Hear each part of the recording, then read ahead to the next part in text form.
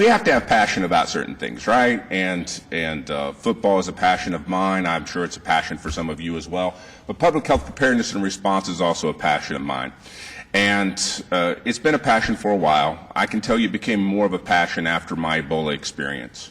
Being on the ground in West Africa and having the opportunity to go on a couple of U.S. Army recon missions into some affected areas, it's an eye-opener. I got to actually see how bad can be. And I don't want us to ever experience what I saw over there over here. And of course, to a large degree, we wouldn't, because we have infrastructure over here that they don't have over there, and I understand that. But very much want to make certain that we take steps at the CDC to support state and local public health and make certain that you are prepared to respond to whatever may come our way. And we never know. We are expanding our focus beyond just anthrax. You've heard the anthrax drum beat by us again and again and again, but we are expanding our focus. We've had Ebola recently, we've had Zika recently, we've had H1N1 recently. In addition to that, we just had the terrorist attack in Manchester that happened last night.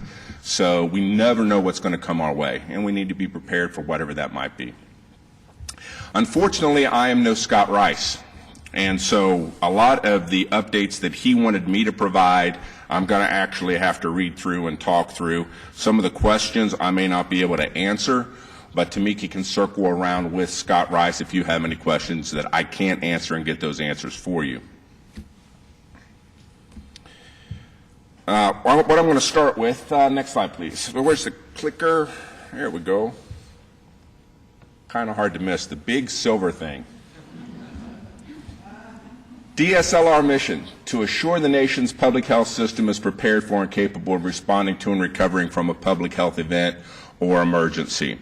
How many of you are with the CRI jurisdiction? Okay, so we have some hands in the room. State of Alabama? Health Department? Some more handfuls. Okay. Well, does everyone have an understanding of what DSLR does in regards to the Public Health Emergency Preparedness Cooperative Agreement? So basically, we are the administrators of a preparedness cooperative agreement that provides funding to states and locals to help them prepare to respond to public health emergencies, to the tune of about $700 million a year for the nation. And with that funding comes some expectations in regards to deliverables for being prepared, and with that comes an operational readiness review, which I'm sure you all love dearly. But the operational readiness review is kind of an assessment and a review for us to get a better understanding of where you're at and how we can provide recommendations and guidance to hopefully help you get to where you need to be in some areas you might be falling short in, and have some conversations at the national level in regards to resources that we might be able to apply to help. We're going to start with the medical countermeasures related to funding opportunity announcement budget period 1. So this is Scott Rice's updates.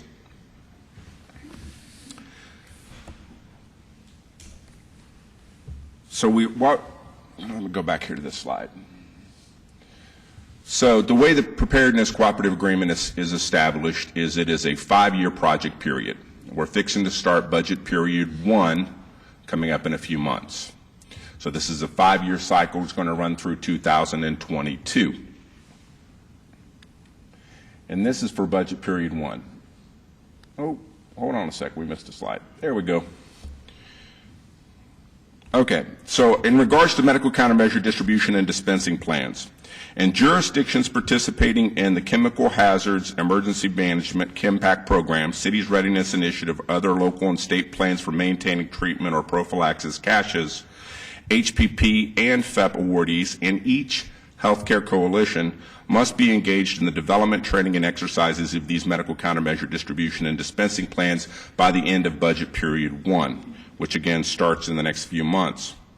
FEP awardees must ensure they can support medical countermeasure distribution and dispensing for all hazards. So we are taking a broader approach in regards to some of the questions and the structure that we're going to have within the operational readiness review to expand our focus beyond anthrax in regards to pan flu for starters. Operational readiness reviews. Beginning in budget period 1, CDC will conduct medical countermeasure operational readiness reviews on a 2-year cycle. So every other year we'll conduct reviews with the state level awardees, half of the 62 FEP awardees jurisdictions every year. That helps us manage the load in regards to our reviews and our available staff. FEP awardees in local CRI jurisdictions must submit initial ORR self-assessment data during budget period 1, and then state awardees must submit the resulting MCM ORR data from their CRI reviews to the CDC. In regards to the technical assistance action plans, so every other year we're doing the operational readiness reviews, and the year following a review is the action plan. So that's where we hope to capture.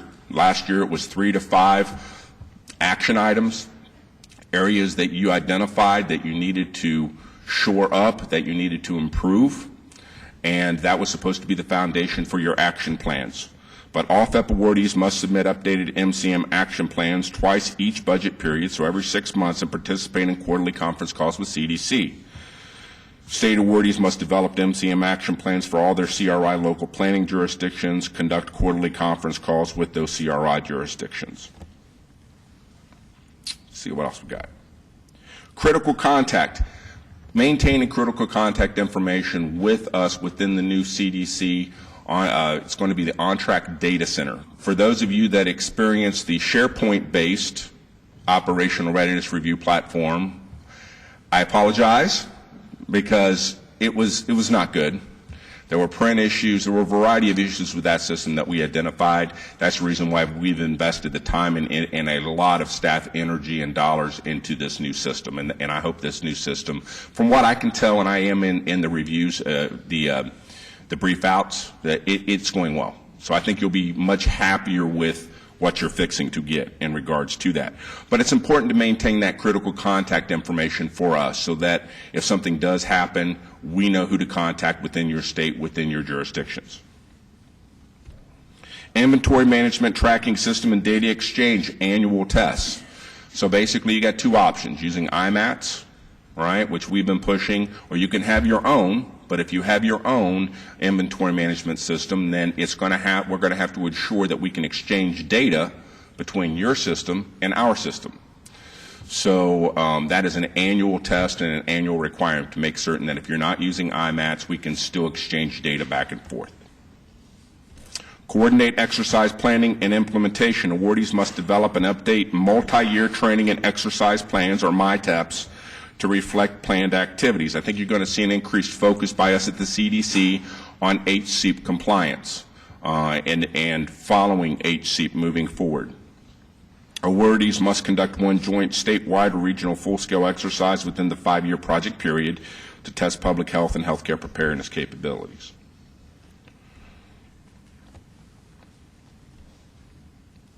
Awardees must conduct an annual public health and medical preparedness exercise, specifically addresses the needs of people with disabilities and other at-risk individuals or populations. So an exercise that's focused on vulnerable populations. Awardees must complete and submit after-action reports and improvement plans for all responses to real incidents or planned events for exercises conducted to demonstrate compliance with HPP and FEP program requirements. Exercise requirements are provided in the 2017 to 2022 HPP FEP supplemental guidelines. MCM drills. All CRI local jurisdictions must complete 3 drills annually. That is a staff notification and assembly drill, that is a facility setup drill, and that is a site activation drill. Throughput estimation is now completed as part of the dispensing full-scale exercise, so we're not doing that. Project period requirements. So for the project period, which is the 5-year period, which is beginning in the next 3 months with BP1, budget period 1, a functional exercise or full-scale exercise applies to states, directly funded localities in Puerto Rico, so state of Alabama, joint statewide exercise with all partner stakeholder groups, medical countermeasure distribution full-scale exercise, a medical countermeasure dispensing or mass vaccination full-scale exercise. So that is a change as well. Before we were constantly dispensing. Now we're saying, okay, you can do mass vaccination or you can do dispensing, your choice. OR development beyond budget period 1. CDC plans to expand the operational readiness review to all hazards, which I mentioned a second ago. Implementation of the ORR for all hazards will be introduced over the project period, so over the next 5 years. FEP awardees will be expected to achieve or make substantial progress towards achieving a status level of established. What do we mean by established at the CDC? That means that you have response plans in place to support all aspects of medical countermeasure distribution and dispensing, and that you are able to demonstrate your ability to operationalize those response plans. So that's what we mean when we say established. Established means you have the plans, you've exercised the plans, and you've demonstrated your ability to operationalize those plans.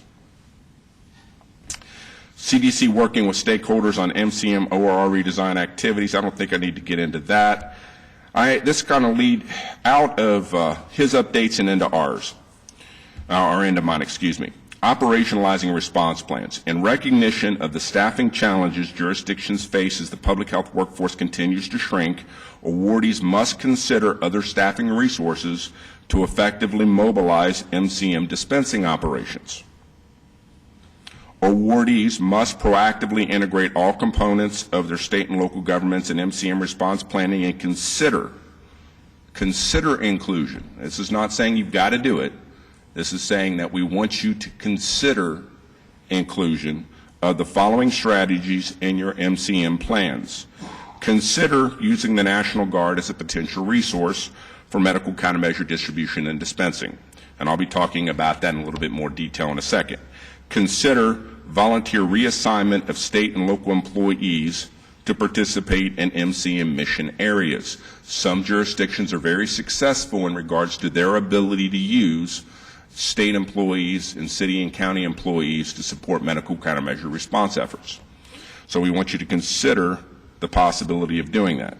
POPR provides the Secretary of Department of Health and Human Services with the discretion. Okay, so this is talking about federal workforce, and I'll talk about that briefly because I'm on point right now. My division director, Chris Cosmos, has actually made me the project lead for working on surge personnel solutions, which is basically working on all things that might help state and locals generate the volunteers to support their response operations, fill that gap between what you've got and what you say you need for response operations.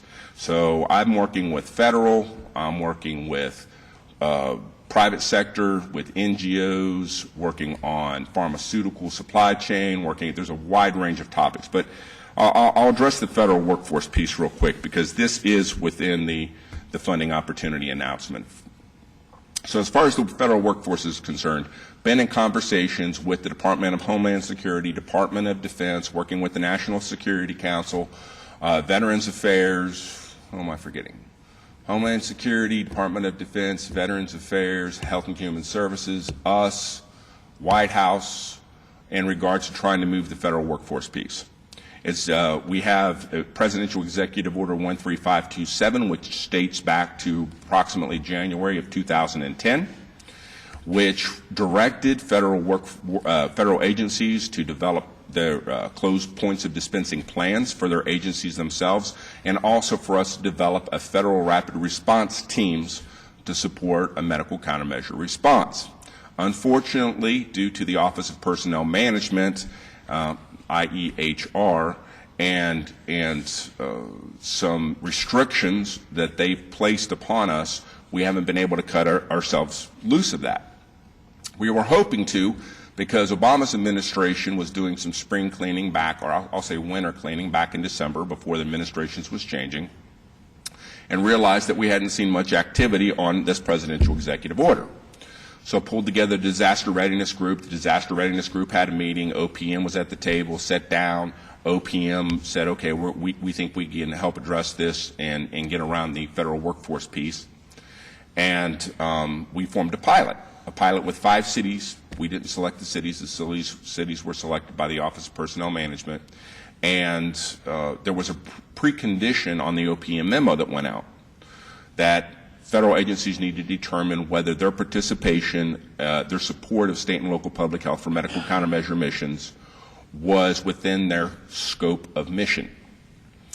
And so the Department of Homeland Security, the Department of Defense went back to their Office of General Counsel, and their Office of General Counsel said, especially in regards to pre-event participation in drills, pre-event participation in training, pre-event participation in exercises, that it is not within their scope of mission. Well, if it's not within the Department of Homeland Security scope of mission, whose scope of mission is it going to be within as far as the federal workforce is concerned? So all that is to say that right now we have been directed at the CDC, this project, this pilot that we're working on to get the federal workforce up and running has been put on pause by the National Security Council. There's actually a meeting going to be happening with National Security Council and one of the Deputy Director of Homeland Security to bring the new administration up to speed on what the old administration was trying to do with that executive order. And we hope in the course of the next few months we can kind of get ourselves cut clear of this and to get some movement on the federal side of things. Now I'm going to go to this next slide. While all of this is about operational readiness goal, FEP awardees to be established by 2022, because I mentioned to you earlier, you need the ability to have, you need to have plans, but then you need to be able to operationalize those plans. And what is the number one challenge that we hear around the nation in regards to operationalizing response plans? And it's staffing gaps. We hear it from jurisdictions large and small. So if that is the obstacle that we're faced with, the biggest challenge expressed by state and local public health jurisdictions, then CDC and the Division of State and Local Readiness, we're putting forth some time and some effort and some resources to help identify, develop, and promote surge personnel solutions to support public health jurisdictions. We can't, if that's going to be our ask of you, and we know the challenges in regards to budget cuts and other challenges that you're faced with, then we're going to take it upon ourselves to put forth some effort as well to help you address that. Potential solutions we're looking at to reduce staffing gaps. Closed points of dispensing. I don't need to really spend any time on closed points of dispensing. You've got a couple presentations later today on that, right? But when I came aboard, I was actually hired by the CDC as a field assignee to the state of Georgia. I was embedded with the state of Georgia to help improve their preparedness level back in 2010 to 2012.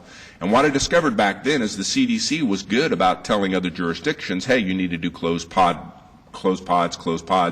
CDC itself wasn't a closed pod. So you have a situation where the CDC is not practicing what it's preaching. Well, I took exception to that, and so what I did is I got a letter from from Dr. O'Neill, right, Director of Public Health, State of Georgia. I got a letter from the County Director of Public Health, where the CDC is located, and I hand-delivered those letters to the Chief Operating Officer at the CDC and said, look, we've got to do something. Well, you'll be happy to know now that the CDC itself is, in fact, a closed point of dispensing. And we've actually exercised. The exercise didn't go so well, but I won't go into that. But the CDC is a closed point of dispensing. National Guard integration. This is probably the number one area of, it's not probably, this is Chris Cosmos, our division director's number one solution right now, and I can tell you why. We spent a great deal of time talking to the Department of Defense lately, conference call with the Department of Defense in regards to realistic asks in regards to National Guard. The White House requested for us to conduct a nationwide, prepare a nationwide report in regards to National Guard integration. This goes back about 3 months ago. And so we compiled this report in regards to best practices, how the National Guard is being used in different areas of the country, primarily around distribution, logistics, occasionally in the security realm, but primarily distribution and logistics, and then the challenges that were actually brought up by jurisdictions around the country as well.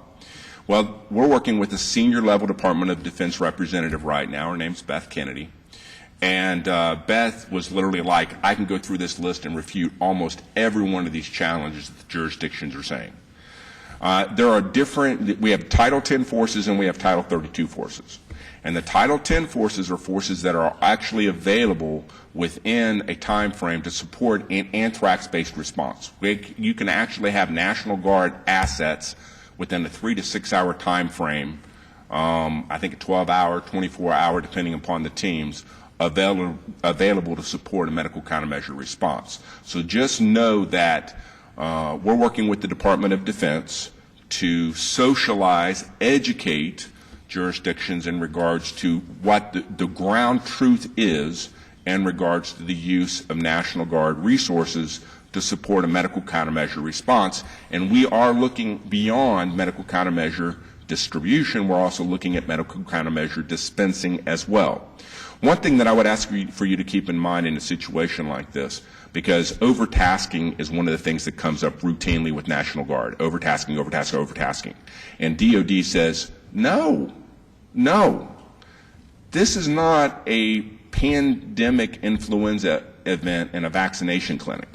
This is a bioterrorism attack. This is an attack on American soil. This is a whole different animal. This will be the National Guard's priority, hands down. So based upon that conversation, I actually was in Chicago. Right now we're making rounds sitting down with Chicago. I sat down with Chicago 3 weeks ago, sat down with Los Angeles last week. I'm sitting down with DC this week, talking about surge personnel solutions. And a few weeks back, we had, in Chicago, we had a retired general from the National Guard. She had just retired and actually went to work for the Office of Emergency Management, a brigadier general. And she's sitting there, and we're walking and talking through this, and she said the same thing. There's no reason why National Guard cannot be used to support a medical countermeasure distribution and dispensing campaign in the event of anthrax.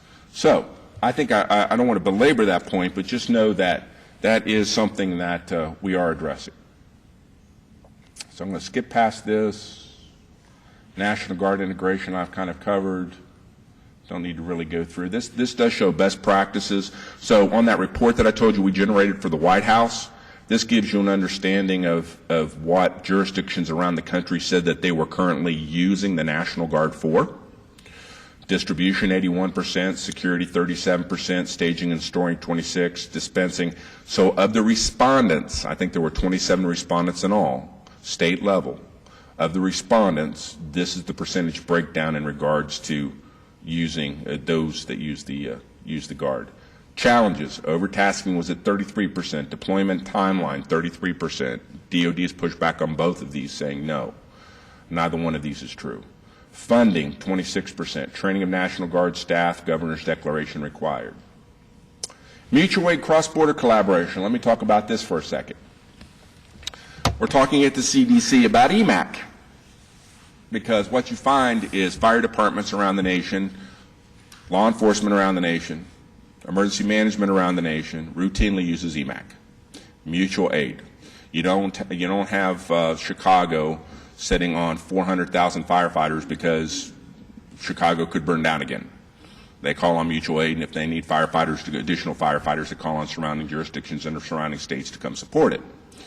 Well, if we're talking about an anthrax-based event, so we're not talking about let's see if I can get to this. Here we go.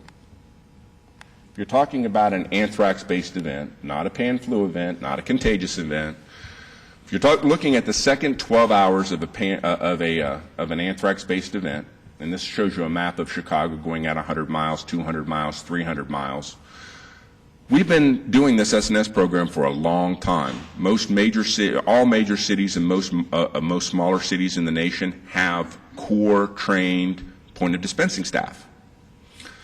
And public health really hasn't lent itself well or been engaged well in regards to EMAC to support MCM. And again, we're not talking about a contagious event. We're talking specifically about anthrax, specifically around getting support in for that second 12-hour push. But I think if you were to go 100 miles out, 200 miles out, 300 miles out from Birmingham or from Montgomery, you would find that you have a lot of trained core pod staff in a variety of cities that could potentially be leveraged to support our response within the state of Alabama. So we are encouraging you to consider, again, the possibility of looking at leveraging EMAC more for public health-based responses, just like fire currently does, just like law enforcement currently does, just like emergency management currently does, if we're talking about an anthrax event. National recruitment strategy. What are we doing on timeline? 9:52? Okay. So I've been doing private sector engagement now for about 5 years. I've sat down at the table with Disney, with Costco, Walgreens, conversations with Walmart, conversations with the largest U.S.-based corporations, Amazon last year. And we've tried to develop some partnerships with some of the large private sector corporations. And I'm going to pull up the challenges here, this next slide. So working with Walgreens, working with Costco, working with these other partners, I continue to hear the same thing from all of them. We're more than willing to support public health preparedness and response. You just have to simplify it for us, and you have to standardize it.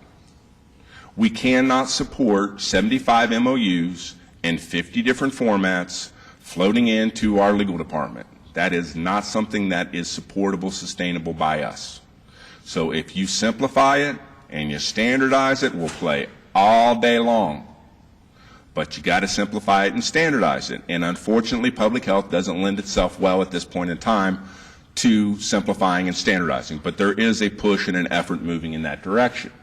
Partner challenges, so Costco, and I don't mind giving you real world examples. Costco, we actually had 3 different jurisdictions. Costco was willing to allow every big box retail store they have in the nation to serve as a public point of dispensing. Every one of them. Exercised at Potomac Mills, July 2015. I got called off for Ebola.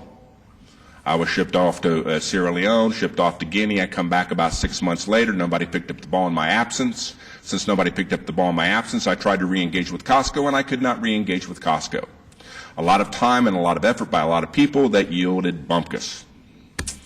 As far as Walgreens is concerned, they went through 2 major reorganizations and mergers in the course of the last 2 years. They have another one pending right now with Rite Aid. They've had 3 or 4 emergency management coordinators in the course of the last 2 years. But I did have a conference call with the division vice president week before last. We are going back to the table with Walgreens, hopefully with Rite Aid if the merger comes through, because Walgreens is assuring me that they will provide, nothing's off the table. So literally Walgreens is saying nothing is off the table. They're willing to discuss distribution support, dispensing support, pharmacists and pharmacist techs to leave Walgreens to go support pod operations, reader boards, which actually will get finalized now and get pushed out. So there's a variety of things. We're going to look at the possibility of infusing product directly or shipping product directly into the distribution hubs of retail pharmacy supply chains, like I saw H1N1 we did in Georgia, so that they can use their distribution network to get product down to all the stores below them. So just know that Walgreens is coming back at the table. But the challenges that we've had on the private sector side of things, legal liability concerns, always an issue, even though we talk about PrEP Act all day long. Local level agreements. I keep hitting these national corporations on the MOU issue saying, hey, David, we need an MOU. And I'm like, sorry, the CDC is not in the MOU business. The MOUs are local level agreements, right? And unfortunately, there's really no standardization in regards to those MOUs. Some states, like the state of Washington, are putting forth a great deal of time and effort to create statewide MOUs so that it's kind of elevating and reducing the number of MOUs involved, but it's still an issue. Jurisdictional boundaries. I can't tell you how often on the public health side of the fence I've seen this happen, where let's say you reach out to a local business or local store, and they say, hey, this sounds like a great idea, but we really can't help you. Talk to our district office. We can't make the decision. So you talk to the district office. The district office says, yeah, we'd like to help you, but we really can't make that decision. You need to talk to our corporate office. So after a lot of, and this gets replicated across the country, a lot of time and a lot of effort by a lot of people to find out that the decision-making authority to engage into a partnership does not rest within your jurisdiction. It's outside of your jurisdiction, right? So we're stepping up to the plate at the CDC and engaging these national level corporations and national level organizations on your behalf, because we don't care where their national headquarters is located at. Who to contact? This comes up all the time, and I wish there's something that we would do at the CDC to help address this. I have public health folks say, hey, who do I contact at Walgreens? Who do I contact at X, Y, and Z? I have these corporations say the same thing. Who do I contact at public health? Do I contact the MCM coordinator? Do I contact the emergency management director? Do I contact the FEP director? I mean, they don't know who to contact. So I hope we put some effort to address that moving forward. Looking at what we can at the CDC realistically do.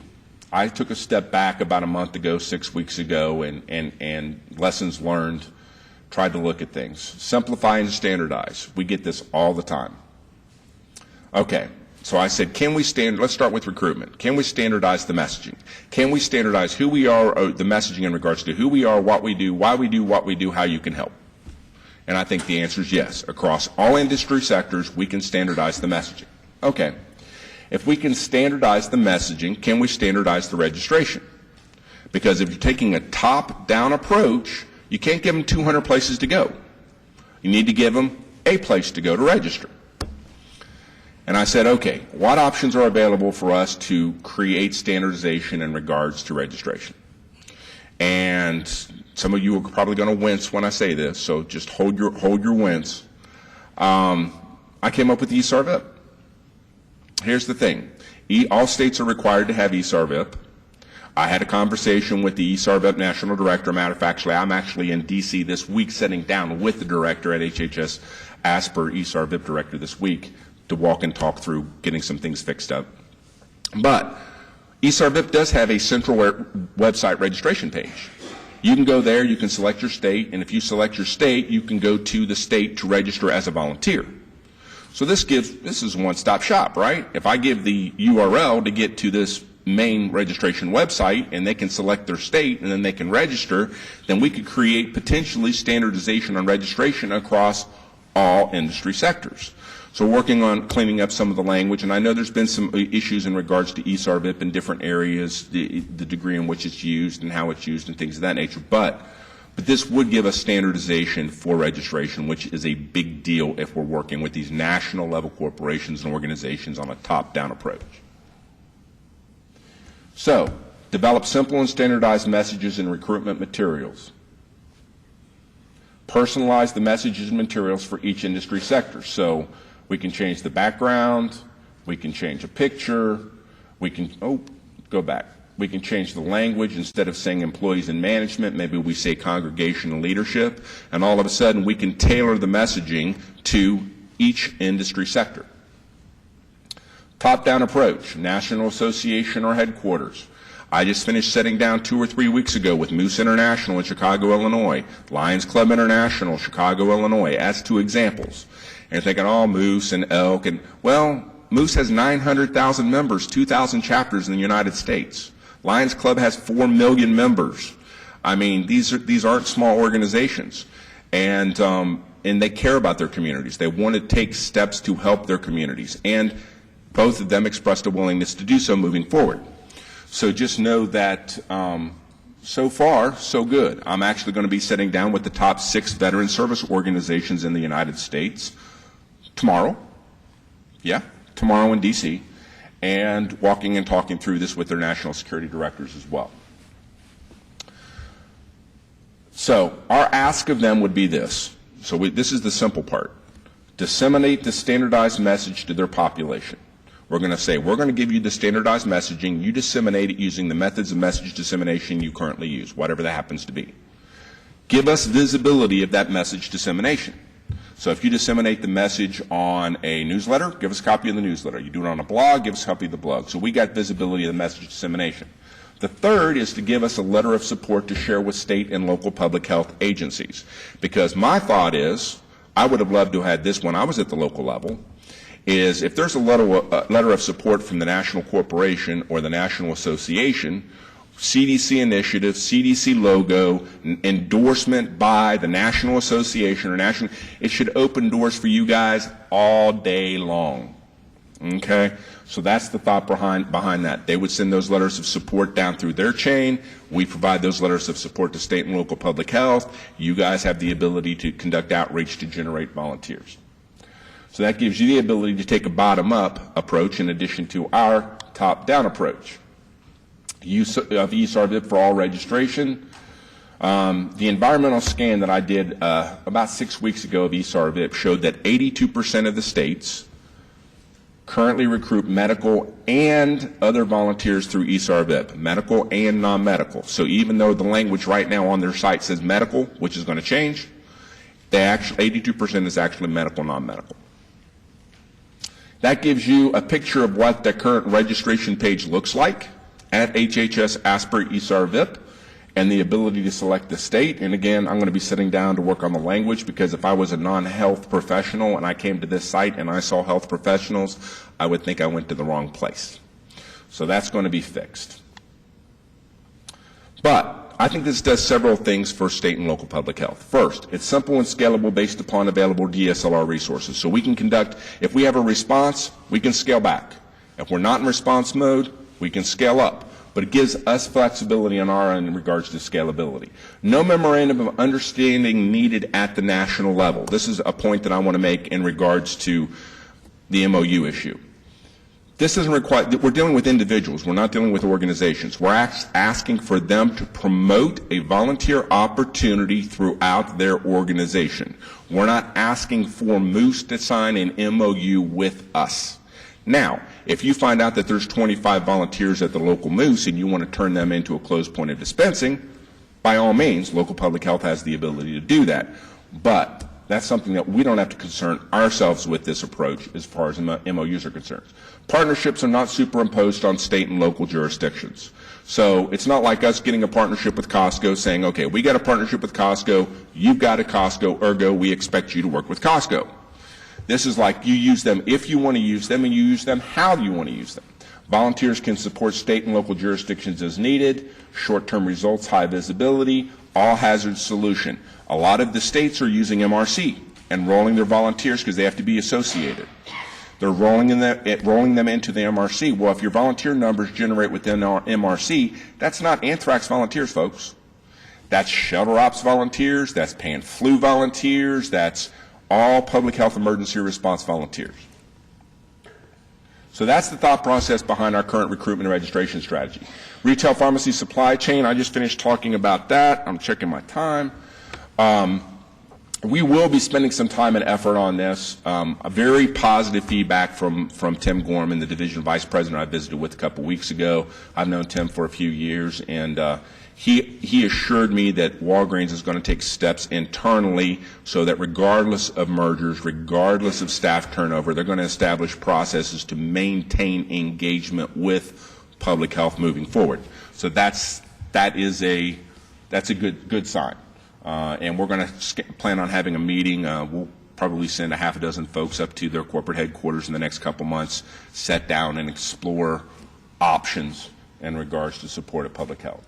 But I can tell you my division director is a firm believer that we may be able to come up with some solutions in regards to feeding product directly into their distribution hub that can go directly out through their distribution networks. That could help take a load off of some of response operations folks as well.